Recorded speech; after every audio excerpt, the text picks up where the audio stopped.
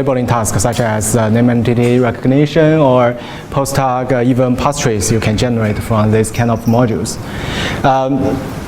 So for a sequence module, one of the advantages of it is like the input sentence and the output sequence do not need to be the same length. So which is normally a problem before these models being introduced. So it's as a sequence-to-sequence module, it's like kind of like you have two parts of the system. So one part is an encoder, so which takes the input and transfer it to like dense embeddings, so kind of representations. And then you have another decoders to make the predictions, either this is a language for target language, or it's like tags labels for the post tag or the name and entity for the recognition systems and so on. And so in today's talk, we are just going to focus on the neural machine translation system. So let's first take a look about the structures about this sequence-to-sequence model for specifically the neural machine translation system. So the left part, the blue part is the encoder, and the red part is the decoders. So for encoders, you just feed the sentences of the source language, such as I'm a student, let's say put into a LSTM or transformers nowadays, and then you will have some labels called the start of the sentence to trigger the decoder, and the decoder will trying to predict the target language in the sentence in the target language. Here I think it's French, if I am right. So it will do like still like words by words, and then until it reaches to the another symbol, which means the end of the sentence, or if pre-cited like maximum length you want to predict. So in our example later will be only like 30 tokens, so to make sure it will end it. And this kind of the system is very early age, so when the sequence-to-sequence system was introduced, so it's only have a relatively poor performance. It's due to like if you use LSTM, it will so this kind of system, it does not have the attention stuff, which cannot access to the all the context of the source sentence. So as a result, so it's only rely on the output of the last output of the encoder to trying to predict the next words. So it's interesting stories. So in that age, people discovered if you just simply reverse the sentence and then, let's say, put a student first and then M and I, and then you will get actually a better result because of the so the start of the source sentence and the start of the target sentence is closer. So it makes a nicer start point to start with target sentence, so it makes in general a nicer predictions.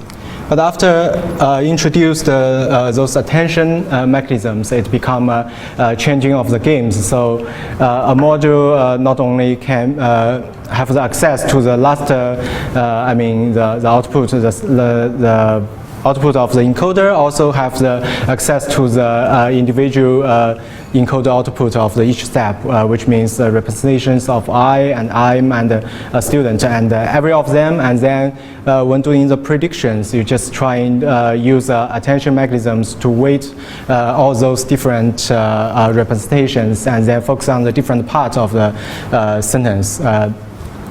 And after that, you can actually largely improve the performances, although the other part is unchanged.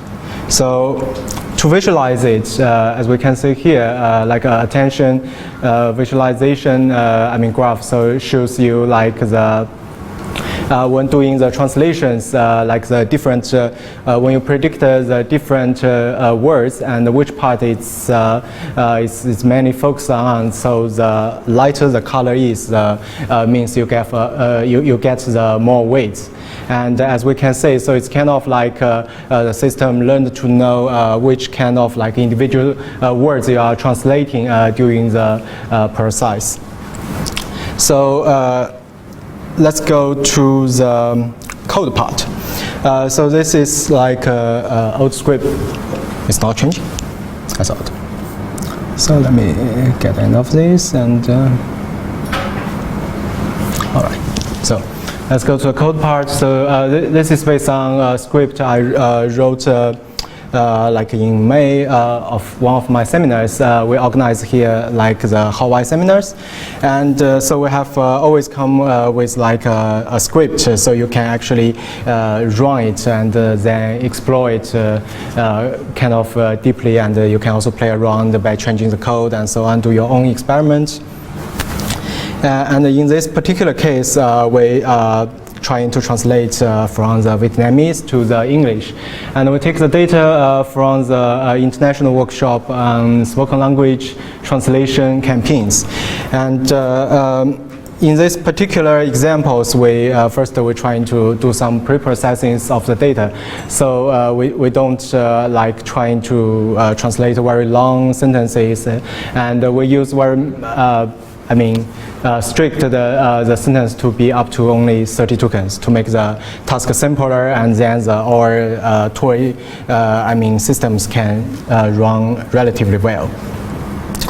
So the first step is just getting the data from my GitHub, and then we have some happy method which will be used globally in this kind of the code. So firstly, we need to get some shapes for the tensors in a TensorFlow, and this is just to get the what kind of dimensions, like the batch size and so on, from the TensorFlow tensors. And then we calculate sometimes what the time we use for each individual task and so on.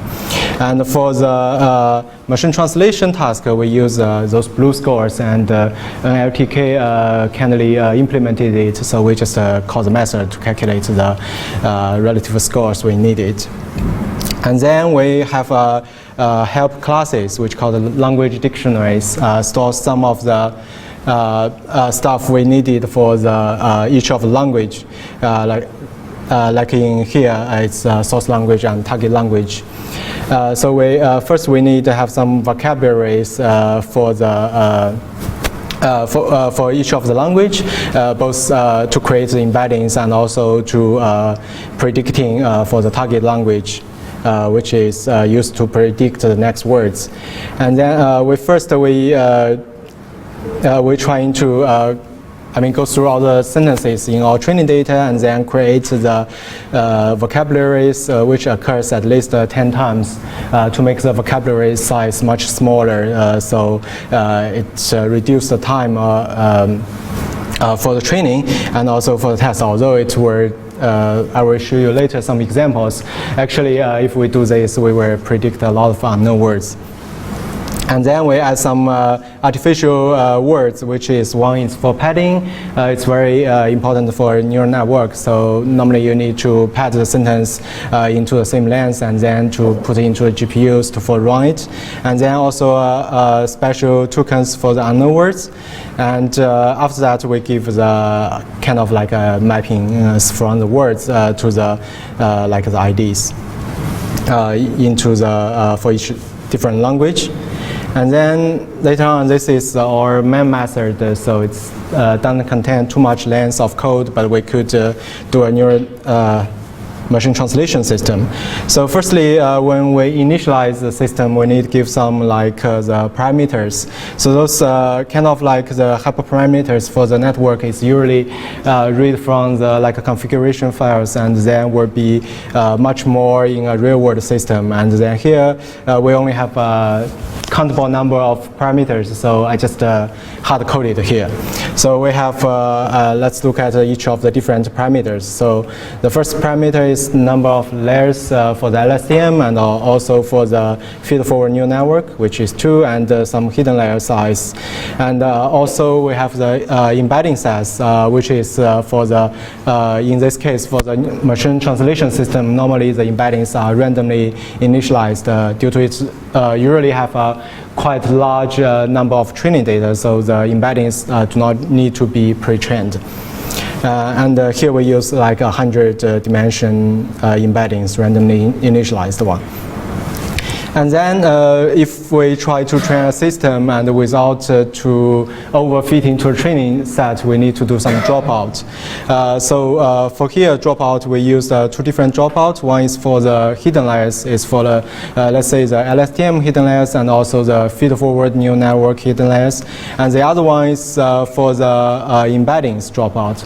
So in a real-world system, those embedding dropout usually much higher than the hidden layer dropout due to its contains a lot of information. It's the initial step, so we need to drop out a little bit more in order to make it right. But since the system we are playing here is relatively small, so we just apply the same dropout. If we apply like 0.5, you will get quite worse results. And then we have some constraints on the maximum number of words in a target language we can have. Here we set to the 30 to make it finishes fastly. So the system, when doing the decoder, it will stop in 2 conditions. One is if it predicts the special tokens, which cause the end of the sentence, and then we stop it there, or if it reaches the maximum target sentence steps, which is 13. So in both cases, we guarantee it stops.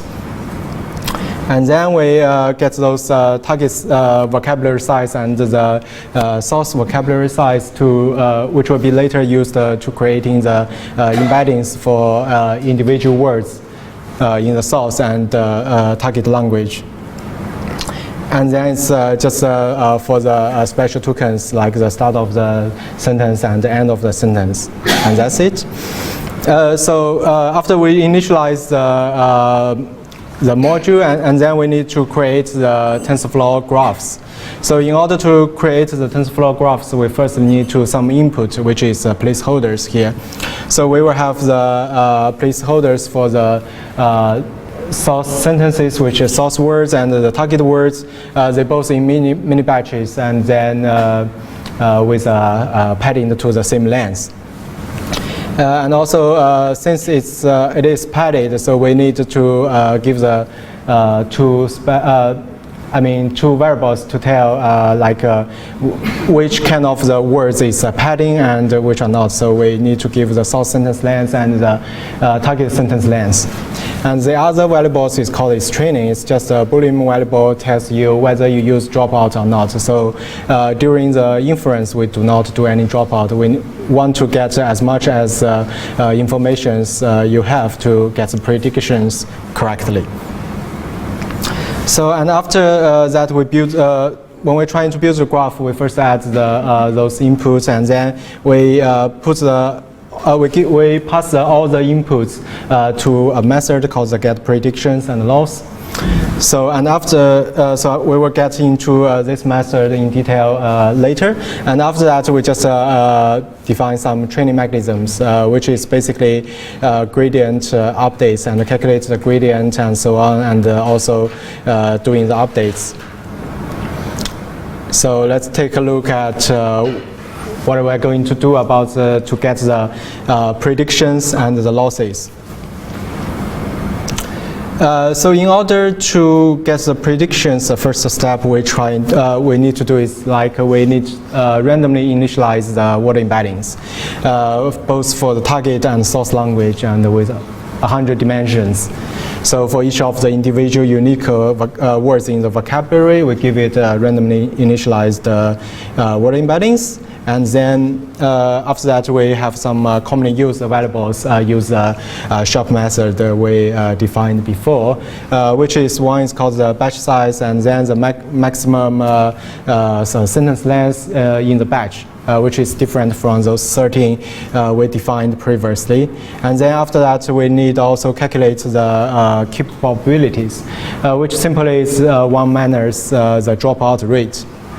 And so, as we can see here, its training is being used as a float, and then to indicate whether the Q probability is equals to 1 or, in this case, 0.8 if it's for training. And then after that, we go to the core part of the system, which is encoder and decoder. So for the encoder, it's quite simple. And let's look at the details about the encoder. So for the encoder, we just pass all the, the source sentences into a multi-layer LSTM.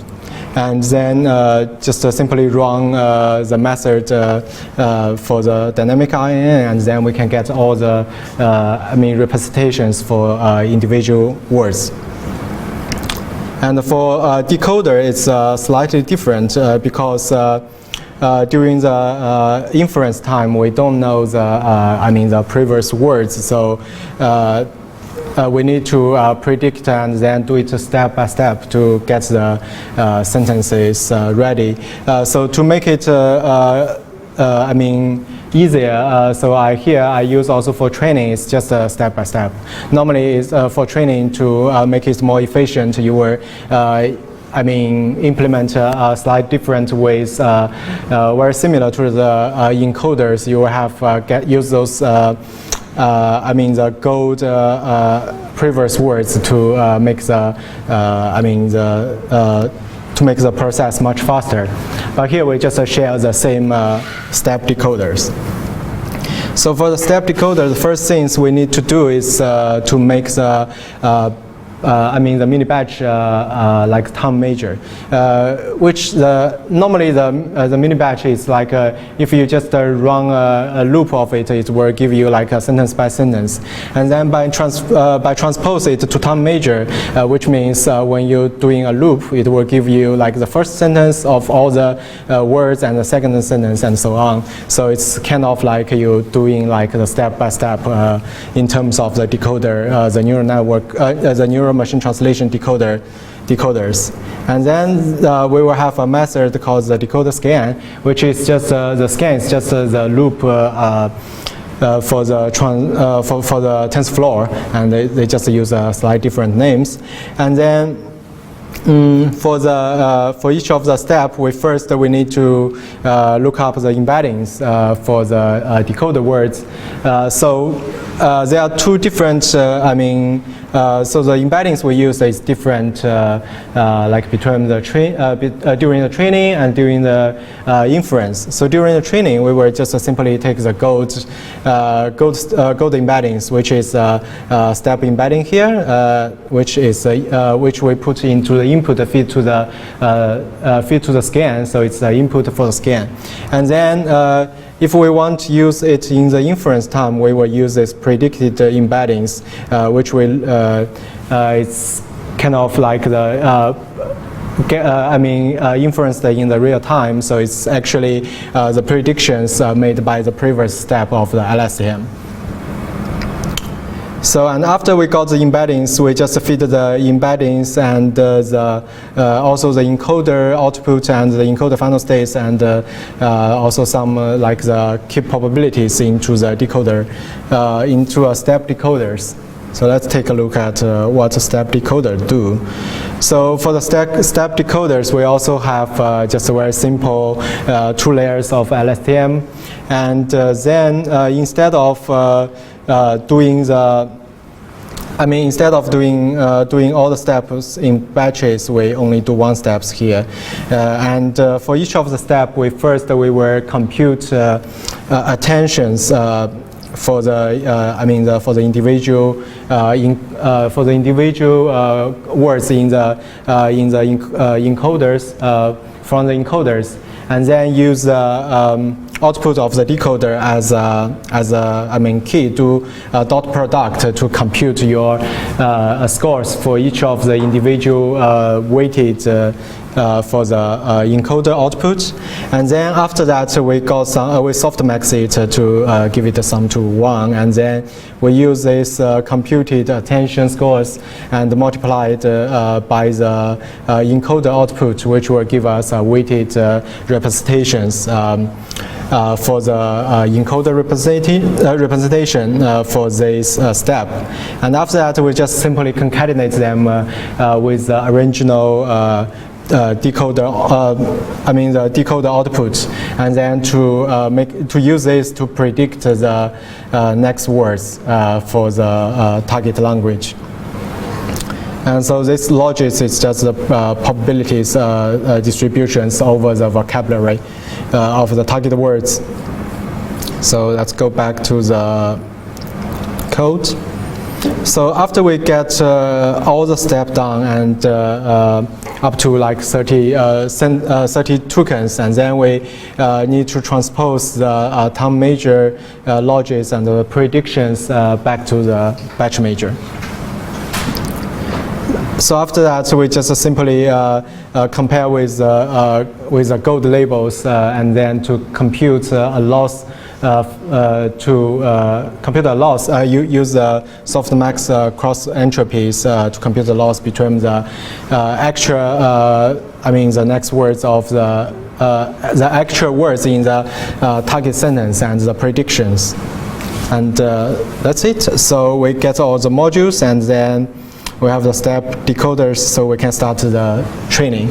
So the training is very simple. You just simply go through the go through the training data like for certain epochs.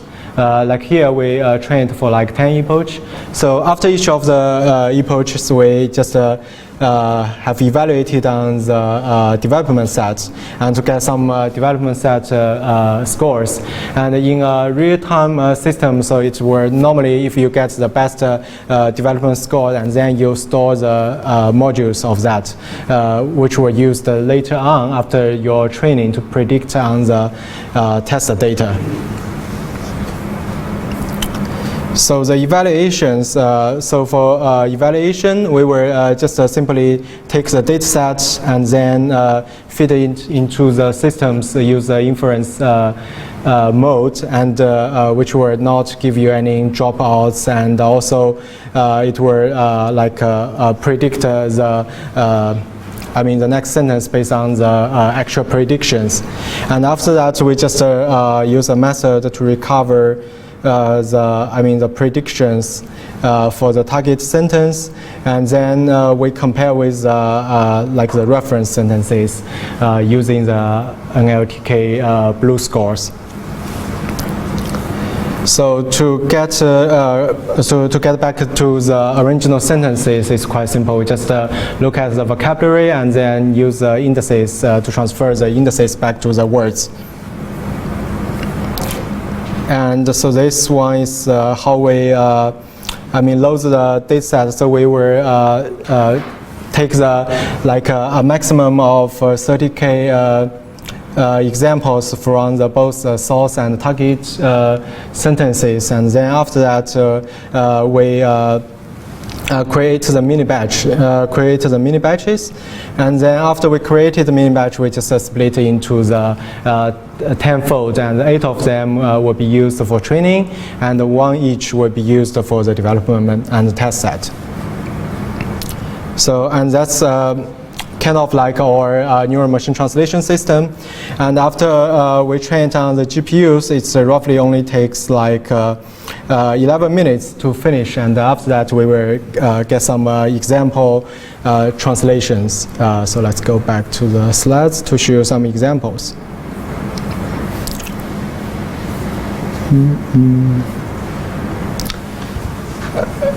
So first, so here we give 3 examples. The first line is original Vietnamese language. I thought maybe we all don't know the language, but that matters. We have the reference translations, and the third line is our predictions, and the fourth line is the translation from the Google Translation system. So as we can see, like in the first examples, so in the beginning, our system start to like kind of like predict the few words, and then after that it also predicted some sentences like the but that is not going to happen, and somehow it's repeated twice. So the quality of the translations is not very good, but it does get some kind of some sense for what kind of the things you are doing. That's mainly because we use a relatively small, the modules, and also only train it for like 11 minutes. So normally like the Google translation system and so on, or state-of-the-art systems, you train it like for maybe 8 GPUs or even more, and then for like 10 days or so, and also use a much larger networks, and then it will gives you like the result from the Google translation, which is relatively, I would say it's kind of like quite perfect for those two examples, the first two examples. So it's very close to the reference translations. But the last one, so it misunderstood the words, the members, and then it's translated to the members somehow. Yeah, maybe it's kind of like the spelling is similar, so it's misconfused it with those examples. And yeah, that's all for my talk today. So questions are welcome. Yeah.